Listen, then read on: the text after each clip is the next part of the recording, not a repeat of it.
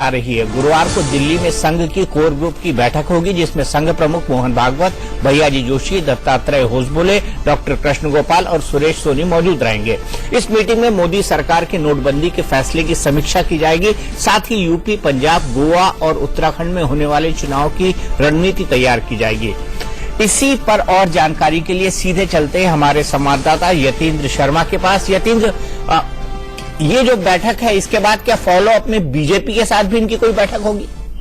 देखिए, बिल्कुल दीपक जी, नोटबंदी के बाद ये पहली बार कोर ग्रुप का बैठक बैठ रहा है, संघ का कोर ग्रुप, जिसमें नोटबंदी के बाद जो स्थितियां बनी हैं और उनका राजनीतिक परिदृश्य क्या होगा, राजनीतिक तौर पर जो चुनाव होने वाले हैं उन पर क्या असर आम आदमी पर पड़ेगा, उसके वोटर पर पड़ेगा, इसको लेकर संघ पूरे दिन भर मंथन करेगा। सुबह 8 बजे से यह बैठक शुरू होकर रात के 8 बजे तक चलेगी, जिसमें संघ का कोर ग्रुप मोहन भागवत, भैयाजी जोशी, सुरेश सोनी, दत्तात्रेय होसबोले, कृष्ण गोपाल मौजूद रहेंगे और जानने की कोशिश करेंगे कि आखिर किस तरह से, अगर स्थितियां ज्यादा देर तक ऐसी इसी तरह से रहती है और आम आदमी परेशान रहता है, तो किस तरह से उनसे निपटा जाए। इस मामले में संघ के जो कोर ग्रुप है वो आर्थिक विशेषज्ञ जो संघ से जुड़े हुए हैं उन लोगों से भी संपर्क करके उनकी सलाह लेगा और वो अगले दिन, यानी कि अगले 1 या 2 दिन के अंदर ही संघ का जो कोर ग्रुप है वो बीजेपी के कोर ग्रुप के साथ बैठेगा। यानी कि इस बैठक के बाद बड़ी बैठक संघ और बीजेपी के बीच में समन्वय को लेकर होगी, जिसमें राजनीतिक दृष्टि से जो 5 राज्यों में विधानसभा चुनाव होने और नोटबंदी का असर उन पर ना पड़े, उसका राजनीतिक तौर पर फायदा उठाया जाए,